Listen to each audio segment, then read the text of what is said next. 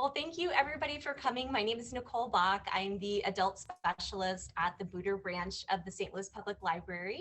And we're very pleased to welcome Ms. Ashley Ann Davis tonight at our authors event. I first read about Ms. Davis in the St. Louis American in May. And I knew that I wanted to have her speak in August, just in time for everybody that's going off to college to get inspired by her message. And then when I had the pleasure of meeting her, I was just touched by her heart and her spirit. And I was like, this lady gets it. She can tell us not only about practical and motivational things to be successful, but like she really knows what it means to be successful in the true sense of the word. Like what is meaningful about success? So I'm going to hand it over to Miss Davis. And thank you all for joining us tonight. So Ms. Davis, please, it's your floor. Thanks, Nicole, and thanks to everybody that hopped on. I really appreciate it. I'm gonna go ahead and share my screen. All right, is everybody seeing it okay? Okay, perfect. So the title of my book, for those who don't know, it's called Partying with a 4.0, Finding Balance in College. And before the parents go crazy about the name, I'm gonna explain the meaning behind partying and 4.0 as we go a little bit deeper into it. So I'm a very down to earth and jokey person. So there's a lot of gifts in here. So don't take it as being unprofessional. I just wanted to keep it very chill for the presentation. So, all right. So I'm gonna start off with just a who are you, just to who is this person talking to you? Is this person trying to give you advice? And this is just a quick background of who I am. So this is my graduation photo here, but I'm a graduate of Missouri S&T with my bachelor's degree. I graduated in May. I'm very happy about that. And my degree was in engineering management and my emphasis was in civil engineering.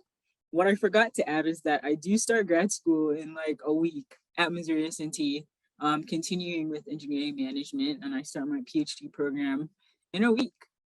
I was a 4.0 student up to probably my last year of college. I still claim it, but I wasn't mad about it. Like I tell everybody that ask, and I include that in the book as well, that, I wasn't sad when I lost it. It was felt very freeing, I feel like, to not have that pressure.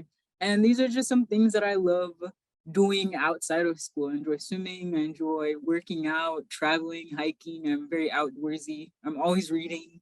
And I really enjoy spending time with my friends and my family. So any opportunity I get to do those things, I try to do them as often as possible. So also at any point during the conversation, if anybody has a question or wants to comment on something, please feel free to ask or to comment or anything. I want it to be as interactive as is possible over Zoom at least. All right, moving on. So this is what my book looks like for anybody that's interested. This is what we're going to talk about. My plan is to just touch on 3 of the topics that I really go into in the book, just to dive into it a little bit more so you guys can kind of get a taste of, what I talk about in the book. It's not a very big book. I kept it small on purpose. High school, college students don't like reading that much. So I really wanted it to be, short and to the point and to kind of get my message across as concisely as possible. So this is just a little bit of story time. I love basketball. I'm a huge basketball fan. So we're going to start from over here and then go around. So this is James Harden. If nobody knows, he plays for the Nets now, not the Rockets. So this is just a typical night out with your friends. You're enjoying yourself, whether you are having like a girls' night, if you are going out, whatever it is that you're doing for fun, this is this picture right here. This is what it represents. And then it's time to leave. And I'm usually the friend like, okay, it's like 2 o'clock in the morning. I'm like, okay, I'm gonna go study or something. Like, and everybody's like, are you crazy? This is the face I usually get when I say that, like at 2 in the morning or 3 in the morning. Like, I just always try to get at least some type of studying in whenever I leave. Over here represents test day. And this is my reaction to test day when we get results back. Because I'm excited, I'm happy, and it's just like, it worked, I did how I wanted to do in this test. And this is usually the face of everybody else that was wherever I was the night. They're like, really, like, when did you get time to do all this? Or, That's usually the reaction. So it's just, uh, I wanted it to be a little funny story of this story occurs so many times throughout college for me. Like I did this all the time. This was usually the reaction whenever I had somewhere to go. So, if you do follow the principles or what I share in my book, you'll probably have experiences like this too, where everybody's just like, everybody's happy at first, but you'll probably be happy in the end as well. All right. So, like I mentioned at the start, I just wanted to clarify a couple things. I know I don't want to give the parents a heart attack by saying partying, you're sending off your kids to college. This is the last thing you want to hear that they're doing. So, partying really represents anything that you consider fun. It doesn't have to be an actual party. I did not go out as often as the title of this book might make it seem. That was not me. I did a whole bunch of other activities for fun.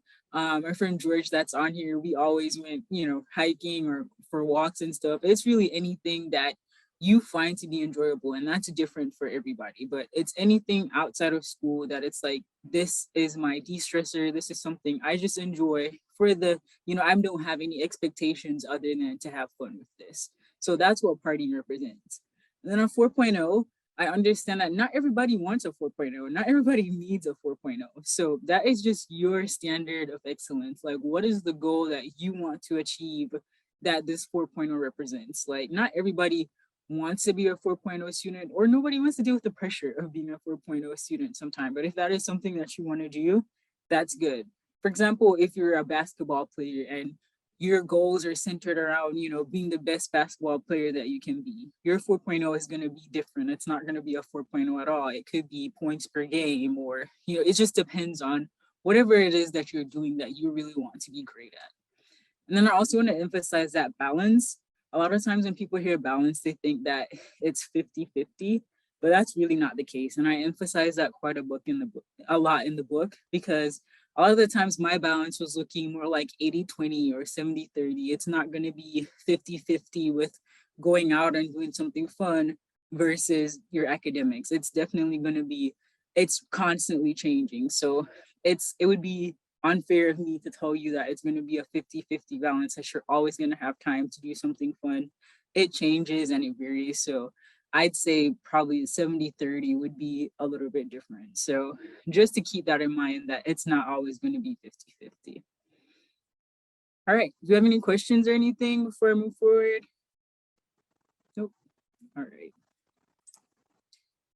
So the first chapter in my book, I entitled it Your W's. So as you can see from a list of questions here, it's some pretty tough questions to ask yourself if you're 18 or 17 going into college. And by no means do I expect these answers to be the same within a year or a month. Like we are all in this.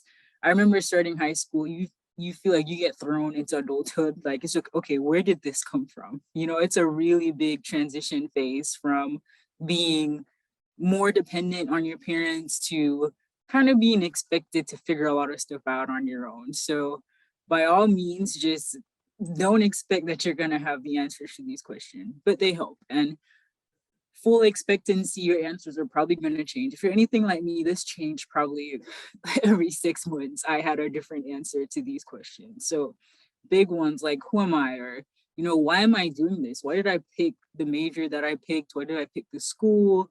Like, you really have to, because you're gonna hate yourself sometimes if you don't make a decision that is right for you. And I know sometimes as parents, we, well, not we, my parents, I don't have any children. As parents, have expectations where, may have their own wants that they want their kids to attend this school or do this major. But I feel like it's important that your child has more of a say in what they choose to do or where they choose to go, because it's not very fun if you're stuck in a place that you don't like, doing something that you don't like. So it's very important to have that relationship where you're able to say, hey, why are you doing this, or why are you choosing this, or hey, I'd like if you go here, but how do you feel about this? Because it can get really depressing if you're stuck doing something that you don't like to make your parents happy.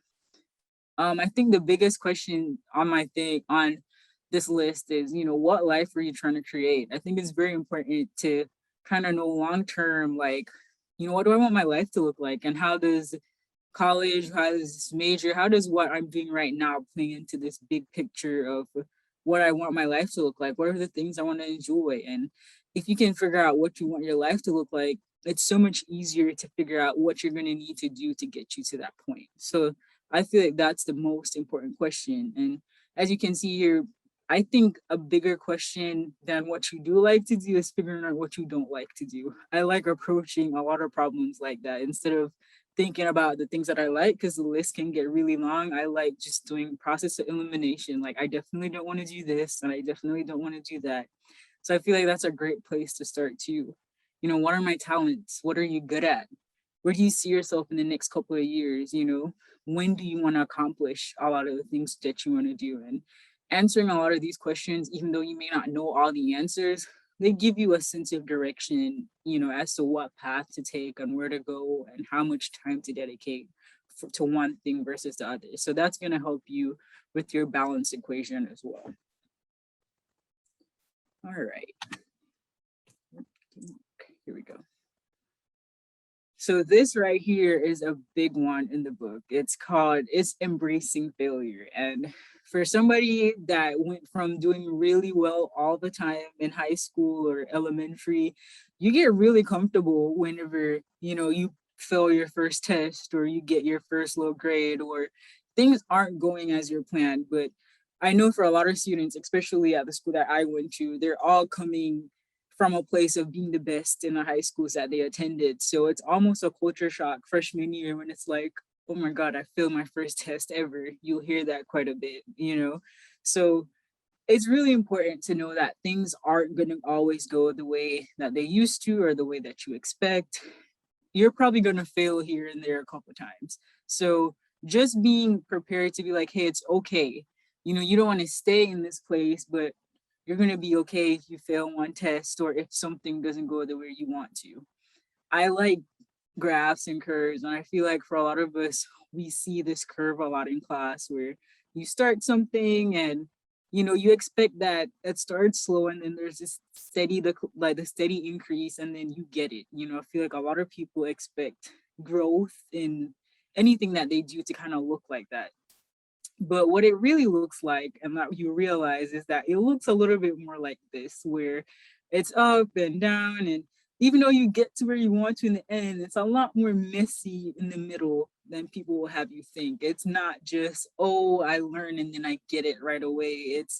There's so many times where it's just like, oh, I thought it was going good. And it's like, oh my gosh, how did I get here? And you go up, you make some progress, and then you have another issue. So just being prepared, and you know, regardless of whatever I say about being prepared for failure, if it's not something you're used to, it's always going to be a shock anyway. But if anything, it's just a reminder that hey, it's going to be okay eventually, but it may not look as nice and linear and straight as this little middle piece. It's going to be probably a little bit up and down, and you'll be okay regardless. So I like to say here that growth is not linear. You're going to be a little bit all over the place sometimes. And especially as you're growing up, school is not going to be the only thing that's bothering you. You know, you're kind of growing into a person as well. So there's outside things, you know, your friendships might be an issue. There's so many things that could come up as well. So don't think that college or your grades are going to be the only things you're dealing with as you're growing up or going to college. This is a big thing for me, and I feel like I harp on it the most in my book, is if you want to be great at anything, it's going to require some form of discipline. And I feel like people talk about it all the time, but not many people go into, you know, what it looks like to be disciplined, or there's this cookie cutter version of what discipline looks like. And I honestly feel like it looks different for everybody. So for me, whenever somebody asks me, you know, how can I be more disciplined or what did you do to become more disciplined? I feel like it requires a lot of self-awareness, because the first point I make here is that actions become habit. A lot of the times we do things all the time that we don't even recognize. So one of the things that was really eye-opening for me is when um iPhone started giving the screen time report every Sunday. They'll be like, you spent X amount of hours doing this and X amount of hours on this app. And that was so eye-opening for me, because you realize how much, like for me, it was how much time I was wasting on social media or on apps that, and I was just like, you wouldn't think that, it'd be like you're averaging 6 hours a day or something, and you don't even going through your day, you don't recognize that you're spending that much time on your phone. But just seeing that report made me realize, whoa, this might be a little bit of an addiction here. Like, why am I spending this much time on this app? So just being self-aware, you kind of have to do your own iPhone report for your life and kind of look at the things that you're spending a lot of time on that you probably don't need to, or that are distractions, like I say, number two, because not everything that we give our energy to is really helping us or is even good for us. Because, social media, for example, you might go on there and see something that you don't like and it changes your energy. Your friend might be doing this and you might get a little bit jealous, so that puts you in a funk, and it really messes up the rest of your day. So sometimes one thing can lead to another. So just being aware of the things that don't make you feel good, the things that you're like, hey, maybe I should spend less time doing this or with this person or doing this thing. That's really important if you're wanting to become more disciplined. Another thing that I add in number three is just giving yourself one day to feel sorry for yourself. Because, like the graph I showed you, things aren't always going to go great. We all have down days where it's just like, I don't want to deal with anybody, I don't want to talk to anybody. I've had so many days like that where I'll just call my mom and I'll cry or I'll do something. It's just, I don't, you just don't want to do anything. You just don't feel like it. And I have this rule for myself that I allow myself one day, and this is different for everybody. It may be more than a day for you, but I give myself one day to feel bad for myself and feel sorry for myself and just be as dramatic as possible with my emotions. But after that one day, it's like, actually, you got to get yourself together. So get it all out in one day and get back on track. Because the real key to being disciplined is being consistent. So you have to, even though it's not always going to be perfect all the time, you have to allow yourself to get back on track. So I have this one day rule for myself where it's like, for that one day, I allow myself to feel horrible. After that 24 hours is over, I need to get back to it. Then the fourth one, like, ties into the third one. It's just starting over or starting in general. Like, a lot of times when we have these big goals, it might seem like, oh my gosh, it's going to take forever for me to get here, or I'm so far away from this. But the biggest thing is just starting. And if things go bad, just start over, because eventually, with just a little progress every day, you get to where you need to be. It won't be, it's a lot of discipline is just rooting in your day to day. So if you can do one thing towards your goal or one thing towards the thing you're trying to be more disciplined in every day, it adds up over time and you'll be okay. If that's the takeaway from this message, you'll be okay. Things might not always go okay, but you'll be okay eventually. All right. And this is a pretty quick presentation. And this is just kind of a recap, be excellent. I'm very obsessed with being excellent at whatever I put my mind to. I'm very selective with the things that I do, but whatever I decide that I want to be great at this thing, I commit to it 100%. And I feel like everybody's capable of being great at whatever they decide to do. It just takes for you to say to yourself, I want to do this, and fully commit to the work that it takes you to get to the level you want to be. We talked about knowing your W's, and very, very difficult questions. Like I said, you're probably not going to know all the answers. They're probably going to change. I know my answers have changed a million times throughout just undergrad, but it's okay. Every time you reassess and you get a new sense of direction, and then if it changes, you start over, like I said. And then embrace failure and be disciplined. If you want to be great, it's going to require sacrificing something that you may like, maybe social media, maybe something else that you do all the time that's hindering your growth. And you might fail a couple of times, but lock into your goals and block out the noise, and everything will be okay in the end. So that is my presentation, guys. And I'm very open for questions if anybody has any specific questions or anything. This is great. And our rule is that the students get to ask all of their questions first. So before any parents, anyone beyond college years can ask any questions, our students they have the floor. So I hope you guys brought some good questions for Ms. Davis.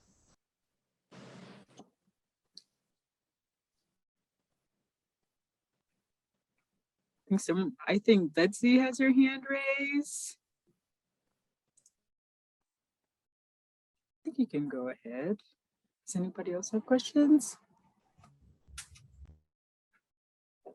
While the students are thinking, is it okay if I ask a question? Sure. Yes, Okay. George. So I do know Ashley personally, but this is one question that her and I haven't gotten a chance to discuss, and I'm kind of curious myself. And I promise it's not a planning question. But what made you write this book? Is this something that you've been taking notes on throughout your undergraduate journey? You know, what was the purpose of this? And can we look forward to seeing a partying with the 4.0 graduate school edition at some point? Hey, that might be open. That might be a thing. I think that's a great question, George. I actually wrote this book last year during the pandemic. I think the pandemic was hard for everybody and it hit everybody a little bit differently. But I think for the most part, we all had some type of negative reaction, at least a little bit to it. And just being around my friends and the people I talked to, I kind of observed like throughout undergrad, like you said, that there's usually people on two sides of the fence. There's, being in Raleigh, there's a lot of kids who are just hyper focused on work and they don't really do anything else. And you can see how that kind of affects them, especially when career fairs or other things roll around that requires like some type of social interaction. So I could see like the effect that that had.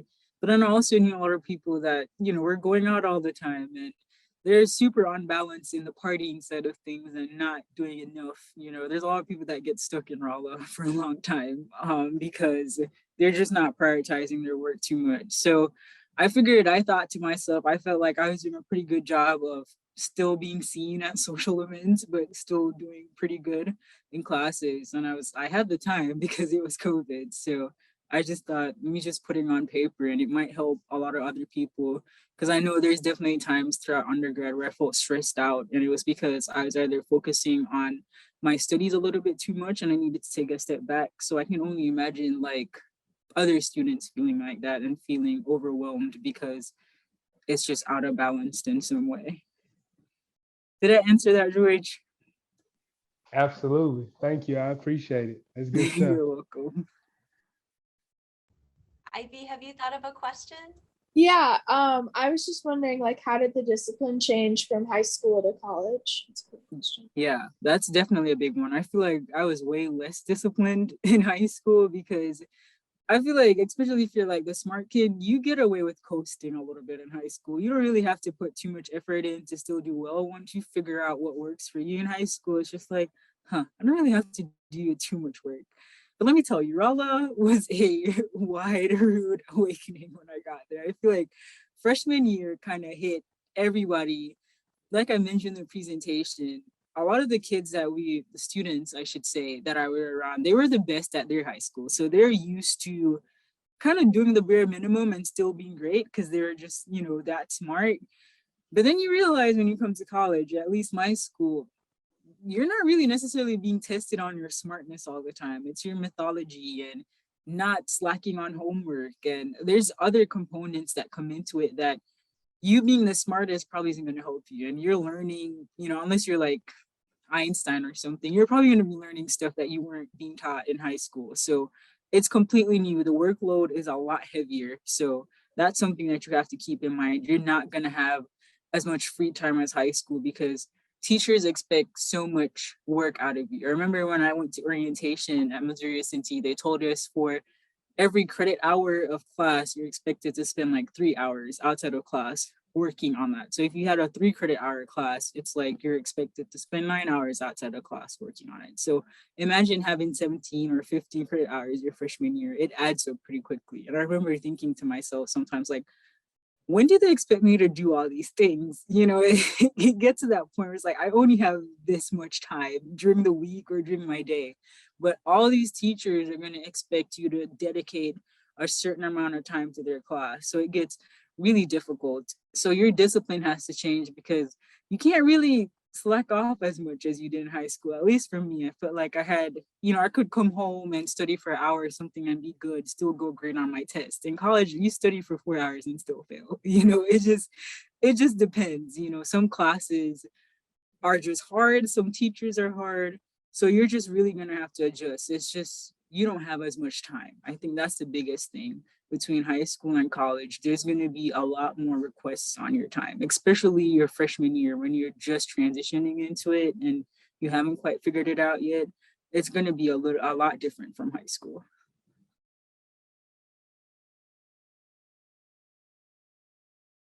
Do you have another question? Question.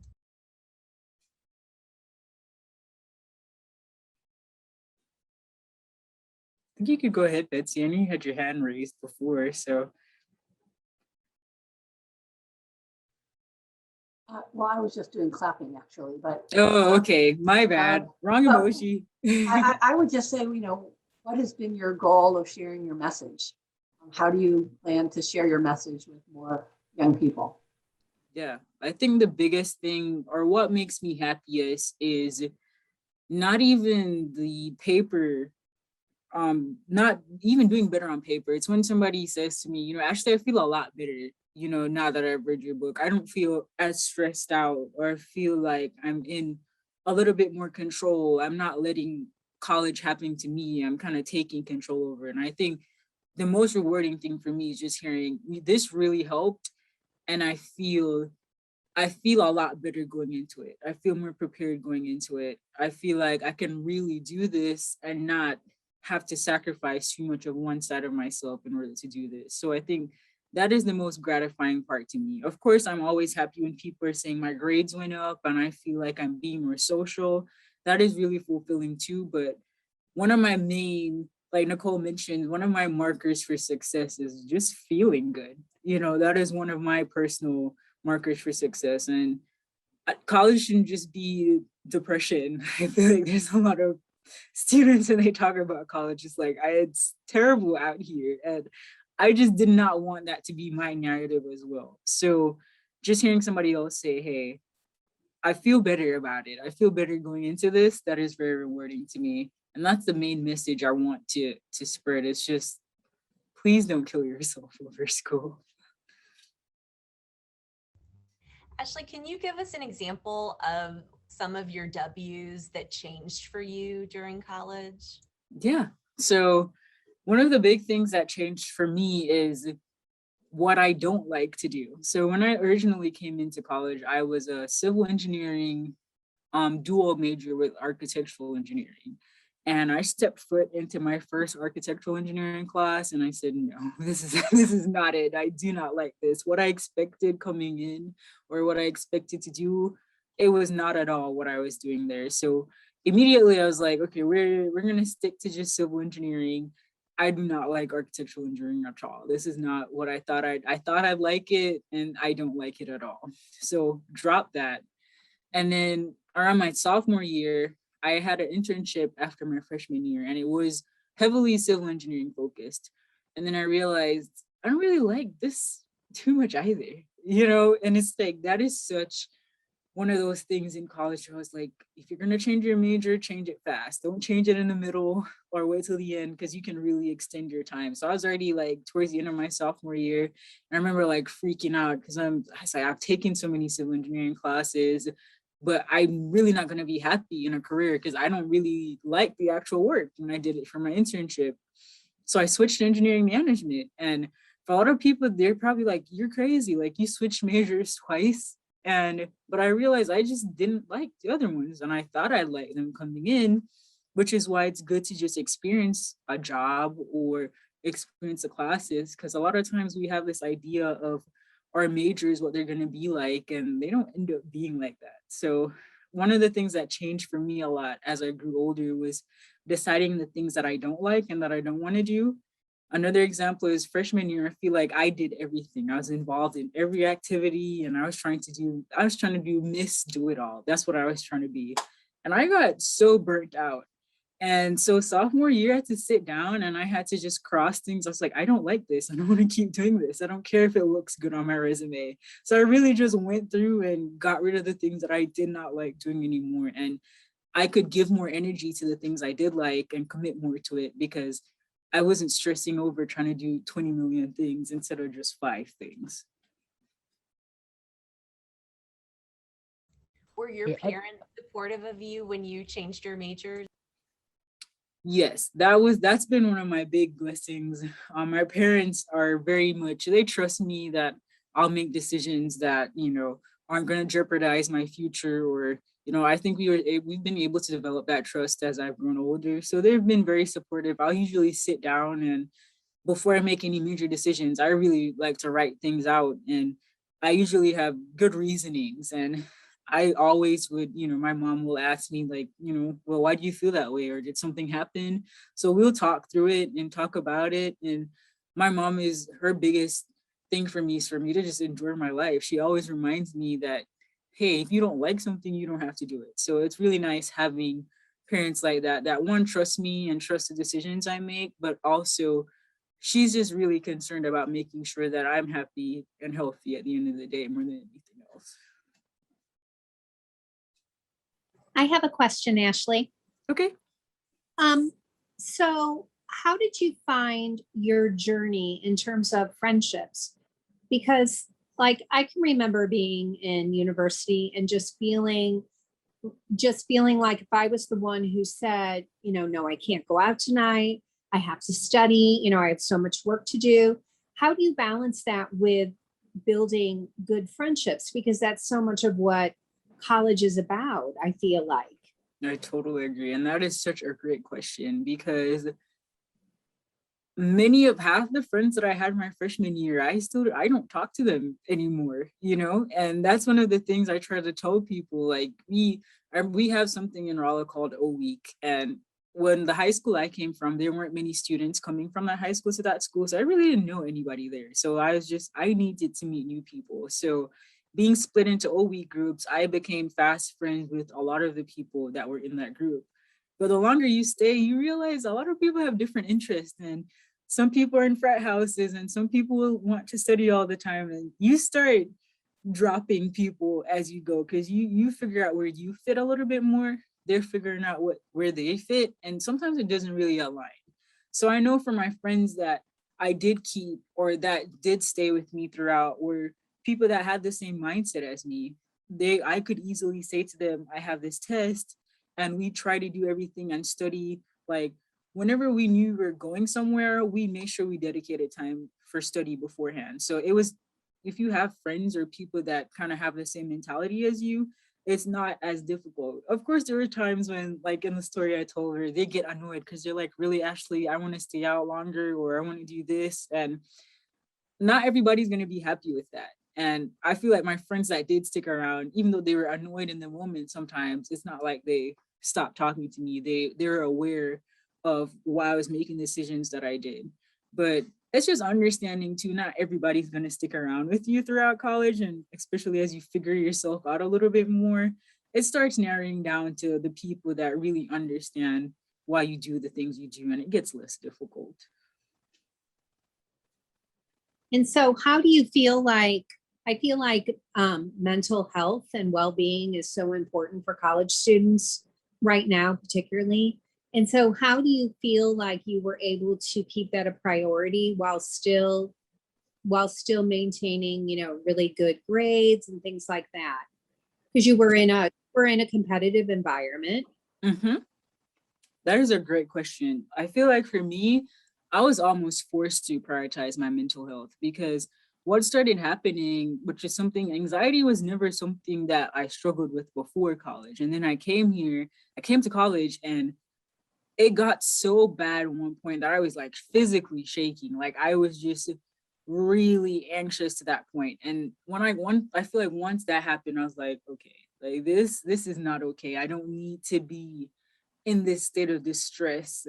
I really had to step back from everything and make it a priority, because with mental health leads to other physical ailments. It affects so many different areas of your life, and it's so easy to be anxious and depressed in college. And I haven't checked the stats, but I know that especially throughout COVID, those numbers have probably skyrocketed with people just having a hard time to cope. It's that I feel like it's just so important to check in with yourself all the time. And for me, sometimes you get so committed to your goals that you just want to keep going and going and going. And eventually your body forces you to stop. And once I realized that that wasn't healthy, like the crash that came after me trying to do everything was not healthy. So I really had to take a step back and say, we need to figure a way to make this right before I get to this point. Because it is so important, like you said, it affects your relationships, it affects your physical health, it affects, you feel like, and once you get into this state of anxiety or depression that some people may have, you don't feel like doing anything. Like you kind of just want to drop everything and run. So it's really important to kind of just realize when you're not acting like yourself, or maybe it's more headaches, or you just don't feel good. And I think once you realize that, once you're self-aware enough, you can kind of figure out what's triggering you to feel those ways. And I had to really assess what's really bothering me, or when am I feeling this way? Or is it someone? Is it a class? Is it a teacher? And then I really had to go and try to find a way to remove that anxiety or whatever was causing that, or to change it in some way to better cope with that. Thank you. You're welcome. Does anybody else have any You know, as questions? bad as I just wanted to ask a quick question. As bad as it sounds, you know, coming out with a 4.0 and having a good time in college and even having good mental health is actually not enough for a lot of companies nowadays for graduates. They want to see that you've had all of these internships, and the expectations are continuing to increase. And so you've also been able to accomplish quite a few internships, Ashley. So when you walk job interviews, it's an hour-long job interview. What percentage of that time is being spent talking about your awesome grades, or are they talking about the experiences that you had on your internship, or what has helped kind of go to that next level professionally outside of undergraduate education? That's a great question, George. And I feel that's why I kind of mentioned too that a 4.0 does not have to be your goal. As with everything, people are gonna have, there's some recruiters that don't like seeing a 4.0 because that kind of gives off the sign that, are you doing anything else while you're in college? What saved me is that I was really actively involved in campus, and I also had a lot of internships. I'd say two major things help you with job interviews. Your GPA kind of gets you through the door. So most companies have a threshold of, I want a 3.0 or above, or a 3.4 and above. They're not looking at your resume if you don't have at least have that. So your grades are important in that aspect, where you need to at least get your resume in front of an interviewer. So even if you're not aiming for a 4.0, you need to aim for a grade or a grade point average that's still going to get you through the door, and not make it super difficult for them to not just put your resume in the, we're not going to call them pile. Another important thing when talking to interviewers, especially in engineering, is just being able to speak. You'd be surprised at how socially awkward a lot of students are. So even if your grades aren't the best, or you aren't actively involved, if a recruiter can see that you can actually interact with other people really well, and you're not super shy or socially awkward, that in itself is a foot up from somebody that may have a 4.0 but looks down at their shoes all the time. Because in the work world, you're not just doing the theory and the book work, you actually have to interact. So that's why, you know, just the social piece of my book is important, because unless you're working in a lab all day, most recruiters are looking for people that are able to do well and to socially interact with people really well. So, and on the third piece, as far as internships, most jobs want experience. So it's hard for a lot of freshmen. You know, I got lucky my freshman year that I was offered a position because I was actively involved in campus, but most people don't usually get an internship till the end of their sophomore year, because that's when they've had the opportunity to probably work on campus or be a little bit more involved in school. You kind of get your foot down a little bit more and figure out ways to be involved and add to your resume. You don't usually have that all figured out by your freshman year. So when you're going in front of a recruiter, there's so many pieces that could play into it.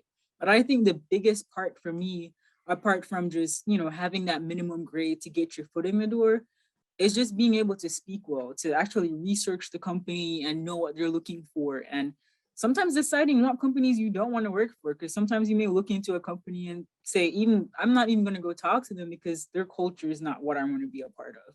So I think the biggest thing is being able to speak and get your point across has probably been my biggest asset outside of my experience with securing jobs and internships every year.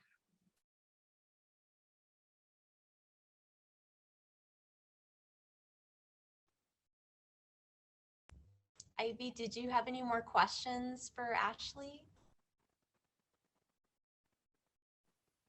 No, I don't think so. All right. Just wanted to make sure. Does anybody else have any more questions? I am really curious to know what kind of life are you trying to create for yourself right now? Can you kind of describe your vision?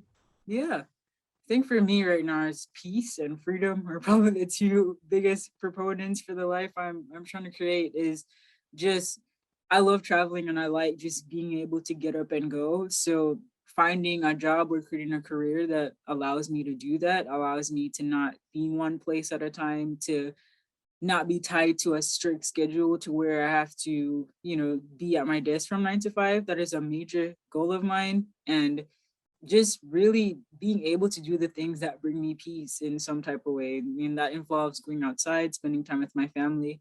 And I know for a lot of people, their careers don't allow them to do that. George can relate. There's a time when I wanted to go to med school. And even though I love medicine, I just wasn't willing to accept the trade-off of how much time it would take for just school and how much the dedication was. Like, my time or my freedom was more important to me than my passion for the career. So that obviously told me this probably is not what you need to be doing. If you don't love it more than the sacrifice that you're about to make, that kind of showed me that what's more important to me is having time to do whatever I want to do. So right now, a lot of my decisions are based in creating a career. Even have to work for 5 years to create that life, is just eventually getting to the point where I don't have to be tied to a schedule. Ashley, I think that really, like, at your core message, that's one of the most important things that you've said, is asking yourself what kind of life you want to create, because I think that that is a universal question. So I applaud you, because it doesn't just apply to somebody, looking forward to college and what they should major in. I just feel like that's a very, very important question. It's awesome that you've discovered that at such a young age. Yes. Thank you. I'm constantly asking myself that as I grow, because like I said, it changes and you experience new things, and probably didn't know you wanted to go live in this country for a year, and how you've been there, and that gets added to it. That's out there example. Priorities change as you go through different phases of your life. So I think that's awesome. And I think, like you said, the main part is just checking in all the time. It's just checking in with yourself all the time is the biggest thing. Yeah, I love that you highlighted just self-awareness and introspection. Like, I think those are two qualities that really people need to cultivate for a meaningful life, and will serve you through your whole life. I totally agree. I feel like with social media too, you get caught up thinking you see other people's life and you think that's the kind of life that you want to live, and you get it and it's like, I don't even like this. So it's just important to know what you like, because you might not even be interested in the popular thing or the popular life that most people want to live, because it's just like, okay, you get it and it's like, I don't really like this. What did I do all of this for? Does anybody have one more question for Ms. Davis before we let her go? No, I just would like to thank her so much. You're just very inspiring, and it was just delightful. I love your story, and I wish you the best of luck, because you just seem like you have everything together, and I'm really excited for your future. Thank you. It may appear that way, but I don't. I'm still figuring out like everybody else. But I thank you so much for your kind words, though. I really no, you're just really, you're really very inspiring, and we feel very privileged to have met you. Thank you. Thank you so much. Thank you guys for having me, for allowing me to present today. It was great, like, speaking with you guys and hearing your questions. I really hope that something that I said resonated and that it will help in some way. That will be a win for me. Absolutely did. Thank you. Thanks for having me too, Nicole. Well, I really thank you, appreciate Miss it. Davis. I appreciate you so much. This was just exceeded my wildest expectations. You're a wonderful speaker, and I wish you all the success in the world. And I just want to thank everyone on behalf of the library for attending tonight. This is part of our mission of providing information services and learning resources to the public. And we hope that you enjoyed tonight's event and that you will join us for future events. So thanks everybody and have a wonderful evening. Thank Thank you. you.